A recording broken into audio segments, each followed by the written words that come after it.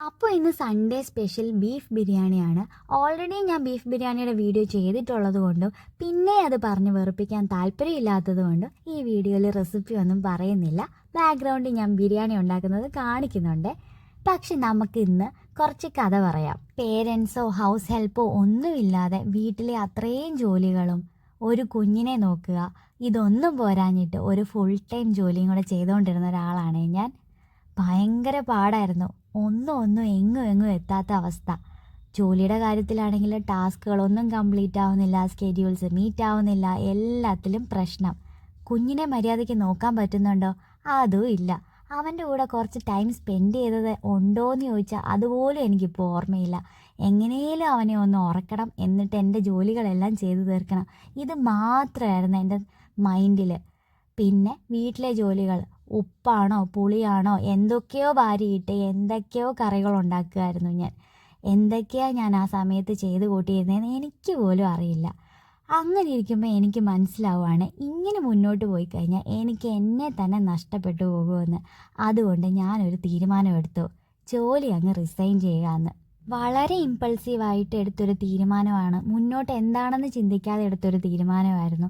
ഒത്തിരി പേരെന്നെ കുറ്റപ്പെടുത്തി. ജോലി ഇല്ലാത്തപ്പോഴേ അതിൻ്റെ വിഷമം മനസ്സിലാവത്തുള്ളൂ, കരിയറിൽ ബ്രേക്ക് വന്നില്ലേ, ഇത്രയൊക്കെ നീ നോക്കിയില്ലേ, ഇനി ഒരു 2-3 വർഷം കൂടെ നോക്കിക്കഴിഞ്ഞാൽ കുഞ്ഞ് സ്കൂളിൽ പോയി കഴിയുമ്പോൾ എല്ലാം ഓക്കെ ആവില്ലേ, അങ്ങനെ പലതും ഞാൻ കേട്ടു.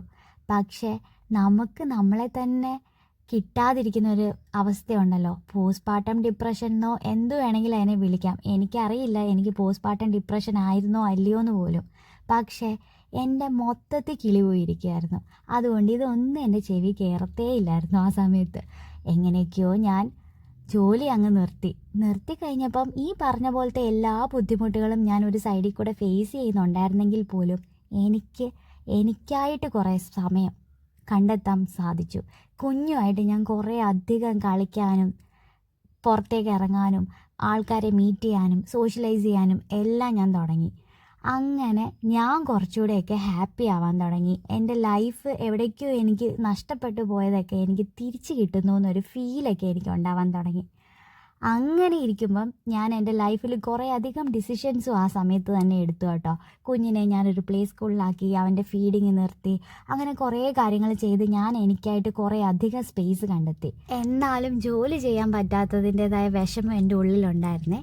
അപ്പോൾ 2-3 മാസം മുമ്പ് എനിക്ക് ഇങ്ങോട്ടൊരു കോൾ വരികയാണ്. നിനക്ക് സൗകര്യമുള്ളപ്പോൾ നിൻ്റെ സമയത്തിനനുസരിച്ച് നീ ജോലി ചെയ്ത് തീർത്താൽ മതി, നീ ഫ്രീലാൻസ് ആയിട്ട് വർക്ക് ചെയ്താൽ മതി, നിൻ്റെ ഇഷ്ടത്തിന് വർക്ക് ചെയ്താൽ മതി, പക്ഷേ ഈ ജോലികളൊക്കെ ചെയ്ത് തരുമോയെന്ന് ഇങ്ങോട്ടൊരു കോൾ വരികയാണ്. ചില സമയത്ത് ഞാൻ ആലോചിക്കും, ഞാൻ ഭയങ്കര ലക്കിയാണല്ലോ എന്ന്. കാരണം പലർക്കും കിട്ടാത്ത പല അവസരങ്ങളും പല അവസരത്തിലും എനിക്ക് കിട്ടിയിട്ടുണ്ട്. അപ്പോൾ ഇപ്പോൾ കണ്ടൻറ് ക്രിയേഷനും ചെയ്യുന്നുണ്ട്, എൻ്റെ ജോലിയും അതിൻ്റെ സൈഡിൽ കൂടെ നടക്കുന്നുണ്ട്, വീട്ടിലെ കാര്യങ്ങളും നടക്കുന്നുണ്ട്, എൻ്റെ കൊച്ചിൻ്റെ കാര്യങ്ങളും നടക്കുന്നുണ്ട്. അങ്ങനെ വളരെ ഹാപ്പി ആയിട്ട് ഞാനിപ്പോൾ ജീവിച്ചുകൊണ്ടിരിക്കുകയാണ്. ചില സമയത്ത് നമ്മൾ ചില തീരുമാനങ്ങൾ എടുക്കണം. അത് ഭയങ്കര റിസ്ക് ഉള്ളതായിരിക്കും. ഭയങ്കരമായിട്ട് നമ്മൾ സ്ട്രെസ്ഫുൾ ആക്കുകയും നമ്മൾ സ്ട്രഗിൾ ചെയ്യുകയൊക്കെ ചെയ്യും ആ തീരുമാനങ്ങൾ കൊണ്ട്. പക്ഷേ അതിനെല്ലാം അവസാനം നമ്മൾ മുന്നോട്ട് തന്നെ പോകണം എന്നുള്ള നമുക്ക് തന്നെ ഒരു ബോധ്യം ഉണ്ടെന്നുണ്ടെങ്കിൽ നമ്മൾ ജയിച്ചിരിക്കും. എൻ്റെ ജീവിതത്തിൽ നിന്ന് ഞാൻ മനസ്സിലാക്കിയ ഒരു കാര്യം അതാണ്.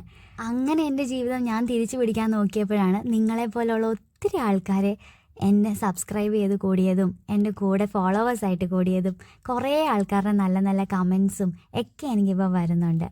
അപ്പോൾ ഇന്ന് ഇത്രയേ ഉള്ളൂ എൻ്റെ വിശേഷങ്ങൾ. ബാക്കി നാളെ പറയാം.